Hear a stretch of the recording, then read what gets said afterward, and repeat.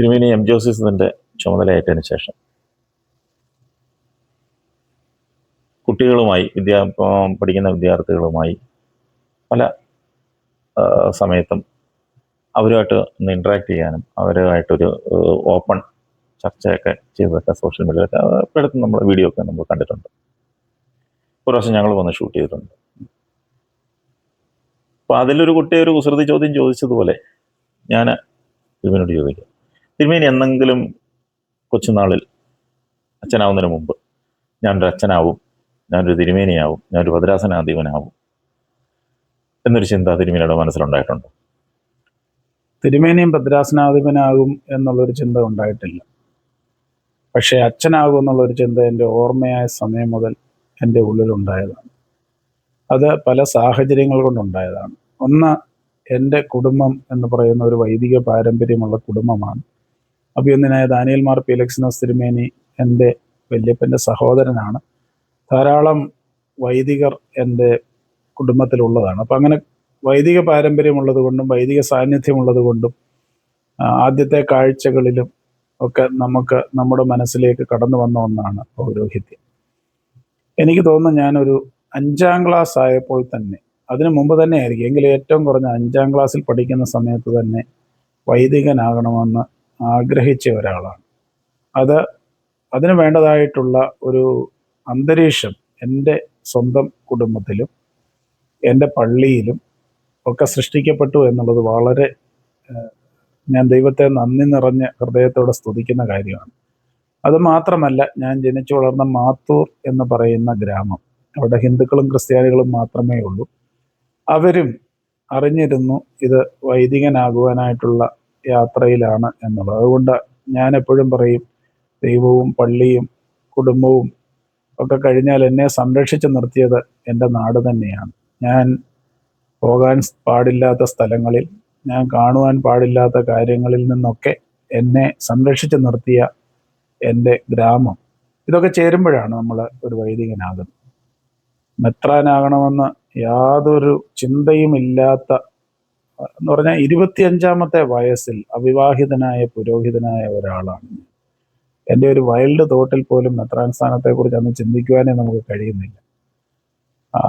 അപ്പോൾ അതുകൊണ്ട് മെത്രാനാവുക, അതുപോലെ തന്നെ ഭദ്രാസന മെത്രാപ്പൊലീത്ത ആകുക എന്നുള്ളതൊന്നും എൻ്റെ ചിന്തയിലുണ്ടായിരുന്ന ഒരു കാര്യമല്ല. 40ാമത്തെ വയസ്സിൽ ഞാൻ മെത്രാപ്പൊലീത്തയായി.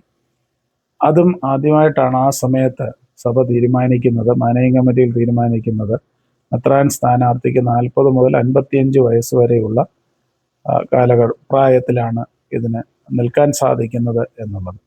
അതിനു മുമ്പൊക്കെ ഉണ്ടായിരുന്നവരൊക്കെ അതിനെക്കാട്ടിൽ കൂടുതൽ പ്രായത്തിലൊക്കെയാണ് മെത്രാപ്പൊലീത്ത ഒക്കെ ആയിരുന്നു. പരിശുദ്ധ പൗലോസ് തിരുമേനിയൊക്കെ 38ാമത്തെ വയസ്സിൽ ആണെന്നാണ് എൻ്റെ വിചാരം അദ്ദേഹം മെത്രാപ്പൊലീത്തയായി. അപ്പോൾ അതുകൊണ്ട് മെത്രാപ്പൊലീത്ത ആവുക എന്നുള്ളതൊന്നും നമ്മുടെ ചിന്തകളിലൊന്നും ഉണ്ടായിരുന്നതല്ല. അത് എൻ്റെ ജീവിതയാത്രയിൽ സംഭവിച്ച ഒരു വലിയ അത്ഭുതമാണ് എന്ന് ഞാൻ വിശ്വസിക്കുന്നു. എന്നാൽ വൈദികനാകണം എന്നുള്ളത് എൻ്റെ ഒരു ആഗ്രഹവും പ്രാർത്ഥനയും അതിനു വേണ്ടതായിട്ടുള്ള തയ്യാറെടുപ്പുകളും എൻ്റെ ജീവിതത്തിൽ ഉണ്ടായിരുന്നു. കൂട്ടിച്ചേർത്തൊരു ചോദ്യം, വൈദികരെ, നമ്മുടെ സഭയിലെ വൈദികർക്ക് കല്യാണം കഴിക്കാത്ത ആശ്രമ സന്യാസി വൈദികരുമുണ്ട്. തിരുമേനിക്ക് കല്യാണം കഴിച്ചുകൂടായിരുന്നു?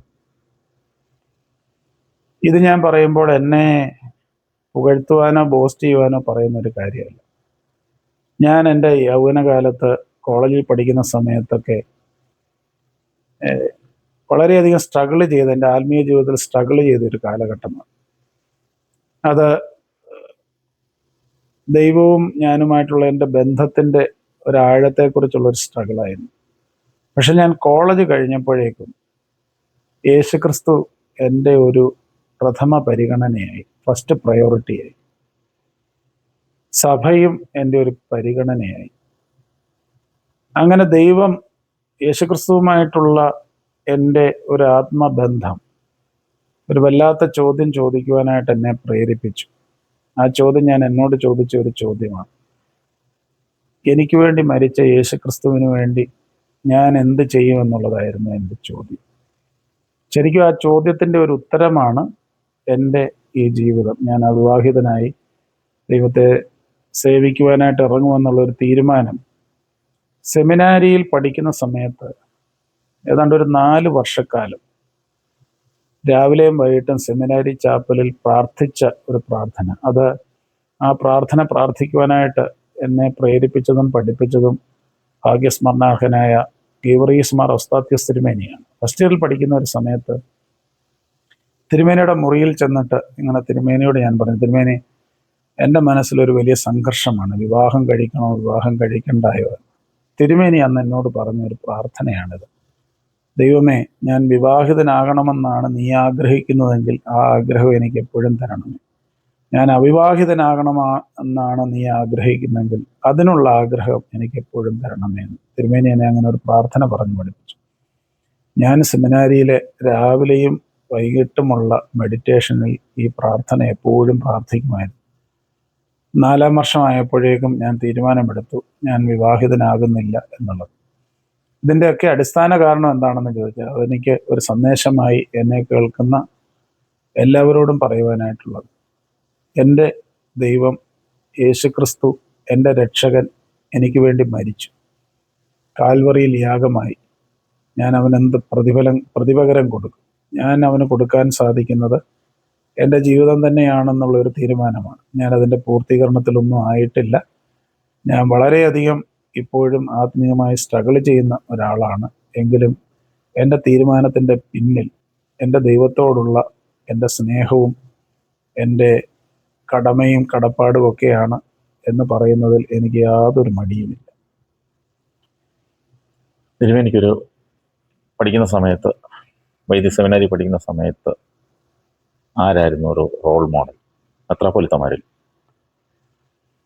മെത്രാപ്പൊലീത്തമാർ മാത്രമൊന്നുമല്ല, ഈ വൈദിക സെമിനാരിയിൽ ഞങ്ങൾ പഠിക്കുന്ന സമയം ധാരാളം അധ്യാപകരായ വൈദികരുടെയും മെത്രാപ്പൊലീത്തമാരുടെയും സാന്നിധ്യം ഉണ്ടായിരുന്ന ഒരു സമയമാണ്. ഇപ്പോഴത്തെ പരിശുദ്ധ കാതോലിക്ക ബാവായായിരുന്നു ഞങ്ങളുടെ വാർഡൻ മത്തായി റമ്പാച്ച്. അഭിനന്ദനായ കോട്ടയം ഭദ്രാസനത്തിൻ്റെ ഗീവർഗീസ് മാർ ഇവാനിയോസ് തിരുമേനി സെമിനാരിയിൽ അന്ന് താമസിക്കുന്ന ഒരു സമയമായിരുന്നു. അപ്പോൾ ഈ 2 മെത്രാപ്പൊലീത്ത, അന്ന് റമ്പാച്ചനാണ്, ഈ 2 പേരുടെ സാന്നിധ്യം ഏറ്റവും, ഞങ്ങൾ ഒരിക്കലും അച്ഛനെന്ന് പോലും വിളിച്ചിട്ടില്ല, അപ്പച്ച എന്ന് വിളിച്ചുകൊണ്ടിരുന്ന കോരുമൽപ്പാനച്ഛൻ്റെ സാന്നിധ്യം. അതുപോലെ തന്നെ ആ സമയത്ത് സെമിനാരിയിൽ അധ്യാപകരായി ബഹുമാന്യനായ എം.ഒ. ജോണച്ചൻ, വന്ദനായ ഗബ്രിയേൽ അച്ഛൻ, പിന്നീട് ഗബ്രിയേൽ മാർ ഗ്രിഗോറിയോസ് തിരുമേനി, മാത്യു ബേബി അച്ഛൻ, ഇപ്പോഴത്തെ തിമോത്തിയോസ് തിരുമേനി, അതുപോലെ ജോൺ മാത്യു അച്ഛൻ, ഇപ്പോഴത്തെ ദിമിത്രിയോസ് തിരുമേനി, ഇവരൊക്കെ മുഴുവൻ സമയവും സെമിനാരിയിലുണ്ടായിരുന്നു. ആരാധനയുടെ സമയത്തും അല്ലാത്ത സമയത്തും സെമിനാരിയിൽ അങ്ങനെ ഒരു അന്തരീക്ഷം ഉണ്ടായിരുന്നു. ഇവരെല്ലാം പല വിധത്തിൽ നമ്മുടെ ജീവിതത്തെ സ്പർശിച്ച ആളുകളാണ്. ഒരു മൽപ്പാനപ്പച്ചനൊക്കെ നമ്മുടെ ജീവിതത്തെ വല്ലാതെ സ്വാധീനിച്ച ഒരു ജീവിതമാണ്. അപ്പോൾ അങ്ങനെ ഒരു അന്തരീക്ഷത്തിലാണ് ഞാൻ സെമിനാരിയിൽ വളർന്നത്. ഒരു കാര്യം ഞാൻ പ്രത്യേകം പ്രസ്താവിക്കുന്നു, ഇന്നും കാലത്തിൽ ഉള്ളതുപോലെ ഒരു ദിവസം പോലും ഞാൻ ഒരു പ്രീ സെമിനാരിയനായിട്ട് ഒരു ദേറായിലോ ഒരു തിരുമേനിയുടെ കൂടെയോ നിൽക്കാതെ കോളേജിൽ നിന്നും നേരിട്ട് വൈദിക സെമിനാരിയിൽ അഡ്മിഷൻ കിട്ടിപ്പോയ ഒരാളാണ്. ആ പഴയ സെമിനാരിയാണ് എൻ്റെ ജീവിതത്തെ ഏറ്റവും കൂടുതൽ സ്വാധീനിച്ച ഒരു അന്തരീക്ഷം. അവിടുത്തെ പ്രാർത്ഥന, അവിടുത്തെ മൗനം, അവിടുത്തെ അധ്യാപകർ, അവിടുത്തെ ജീവിതശൈലി, ഇതൊക്കെ എന്നെ വളരെയധികം സ്വാധീനിച്ച ഘടകമാണ്. അതുകൊണ്ട് സെമിനാരി ജീവിതം തീർച്ചയായിട്ടും നന്ദിയോടെ ഞാൻ ഓർക്കുന്ന ഒരു കാര്യമാണ്. മെത്രാപ്പൊലീത്തമാരിൽ എന്നെ സ്വാധീനിച്ചിട്ടുള്ളത്, എനിക്ക് കൈവെപ്പ് തരികയും സെമിനാരിയിൽ പോകുന്ന ആ ദിവസം കർത്തകുപ്പായം ധരിച്ച് സ്ലീബ കയ്യിൽ പിടിച്ച് അദ്ദേഹത്തിൻ്റെ മുമ്പിൽ മുട്ടുകുത്തി നിന്ന് പ്രാർത്ഥിച്ച് അനുഗ്രഹം പ്രാപിച്ച അഭിനന്ദനായ ദാനിയേൽ മാർ ഫെലിക്സിനസ് തിരുമേനി എൻ്റെ ഗ്രാൻഡ് ഫാദറിൻ്റെ സഹോദരൻ കൂടെയാണ്. അതിനുശേഷം എൻ്റെ മെൻറ്റർ എന്ന് ഞാൻ വിശേഷിപ്പിക്കുന്നത് എൻ്റെ അപ്പൻ്റെ സ്ഥാനത്ത് നിന്ന് എന്നെ കൈപിടിച്ച് നടത്തിയ എൻ്റെ ഫിലിപ്പോസ് മാർ യൗസേബിയസ് തിരുമേനി, ഈ പിതാക്കന്മാരൊക്കെയാണ് എന്നെ സ്വാധീനിച്ച മെത്രാപ്പോലീത്തമാർ. ഞാൻ പഠിക്കുന്ന സമയത്ത് അഭിവന്ദനായ പൗലോസ് മാർ ഗ്രിഗോറിയോസ് തിരുമേനി ഞങ്ങളുടെ പ്രിൻസിപ്പളായിരുന്നു. അദ്ദേഹത്തെയൊക്കെ വളരെ ബഹുമാനത്തോടെ ഞാൻ കാണുകയും ശ്രദ്ധിക്കുകയും ചെയ്ത ഒരാളായിരുന്നു. ഞാൻ അരമനകളിലോ മറ്റെങ്ങോ നിൽക്കാതെ സെമിനാരിയിൽ ചെന്നതുകൊണ്ട് ഈ തിരുമേനിമാരെയൊക്കെ അതിനുശേഷം പരിചയപ്പെട്ട ഒരാളാണ്. അതിനു മുമ്പ് തിരുമേനിമാരുമായിട്ടോ അങ്ങനെ വലിയ ബന്ധങ്ങളൊന്നുമില്ലായിരുന്നു.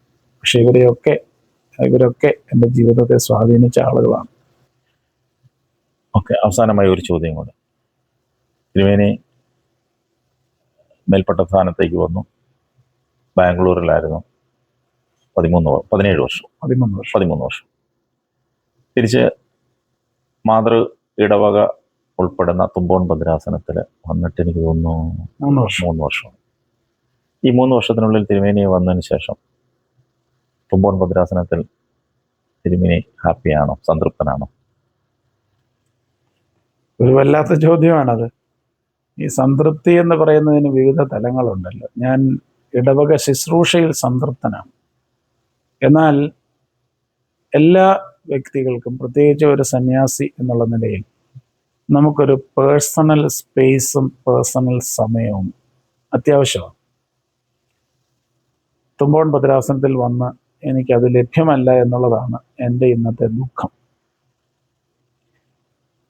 ഞാൻ അമേരിക്കയിൽ ശുശ്രൂഷ ചെയ്തുകൊണ്ടിരുന്ന സമയത്ത് കുട്ടികൾ പറയുമായിരുന്നു, ഐ ആം ബേൺഡ് ഔട്ട്.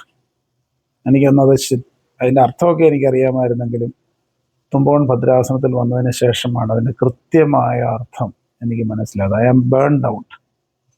നമുക്ക് ബ്രേക്ക് ആവശ്യമുണ്ട്, നമുക്ക് ധ്യാനം ആവശ്യമുണ്ട്, നമുക്ക് വായന ആവശ്യമുണ്ട്, പഠനം ആവശ്യമുണ്ട്. We need a personal space, a personal time. നിർഭാഗ്യവശാൽ നമ്മുടെ ഉത്തരവാദിത്തങ്ങൾ തുമ്പോൺ ഭദ്രാസനത്തിൽ വളരെ വിപുലമായതിനാൽ അത് എനിക്ക് നഷ്ടമായി എന്ന് തന്നെ ഞാൻ പറയും. ബാംഗ്ലൂർ ഭദ്രാസനത്തിൽ ധാരാളം സമയം എനിക്കുണ്ടായിരുന്നു. വായിക്കുവാൻ, പഠിക്കുവാൻ, എക്സർസൈസ് ചെയ്യുവാൻ, സ്വസ്ഥമായി ഉറങ്ങുവാൻ ഒക്കെ എനിക്കുണ്ടായിരുന്ന വലിയ നല്ല അനുഭവങ്ങളുണ്ടായിരുന്നു. അവിടെയാണെങ്കിലും ഭദ്രാസനത്തിലാണെങ്കിലും പള്ളികളിൽ അധികമൊന്നും അങ്ങനെ സംഘർഷങ്ങളോ പ്രതിസന്ധികളോ ഉണ്ടായിരുന്നില്ല എന്നുള്ളതും കൂടെ ചേർത്ത് പറയുമ്പോൾ അതൊരു എൻ്റെ ജീവിതത്തിലെ വളരെ അനുഗ്രഹകരമായ ഒരു കാലഘട്ടമായിരുന്നു.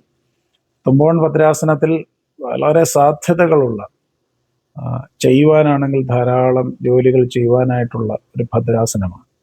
എന്നാൽ അതുകൊണ്ട് നമുക്ക് നഷ്ടമാകുന്ന, എനിക്ക് ആരോഗ്യപരമായ പ്രയാസങ്ങൾ ആരംഭിച്ചിട്ടുണ്ട്.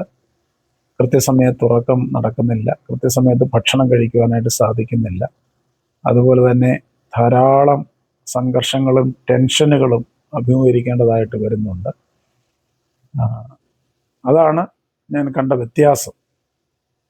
ആ വ്യത്യാസം തീർച്ചയായിട്ടും എന്നെ ഡ്രെയിൻ ചെയ്യുന്നുണ്ട് വ്യക്തിപരമായി. അതെൻ്റെ സ്പിരിച്വൽ ലൈഫിനെ, എൻ്റെ ഫിസിക്കൽ സ്ട്രെങ്തിനെ, ഇതിനെയൊക്കെ, എൻ്റെ ഇമോഷണൽ സ്റ്റെബിലിറ്റിയെ ഇതൊക്കെ സ്വാധീനിക്കുന്നുണ്ട് എന്ന് ഞാൻ തിരിച്ചറിയുന്നുണ്ട്. ഈ തിരക്കിനിടയിലും ഇത്രയും സമയം വർത്തമാനത്തിൽ പങ്കെടുത്തതിന് തിരുമേനിയോടുള്ള എല്ലാ നന്ദിയും. ഇത് 2ാമത്തെ പ്രാവശ്യമാണ് എന്നെ ഇൻ്റർവ്യൂ ചെയ്യുന്നത്. ബെന്നിയോടുള്ള, ഈ മീഡിയയോടുള്ള പ്രത്യേകമായിട്ടുള്ള നന്ദിയും സന്തോഷവും അറിയിക്കുന്നു. ദൈവം എല്ലാവരെയും അനുഗ്രഹിക്കട്ടെ എന്ന് പ്രാർത്ഥിക്കുന്നു.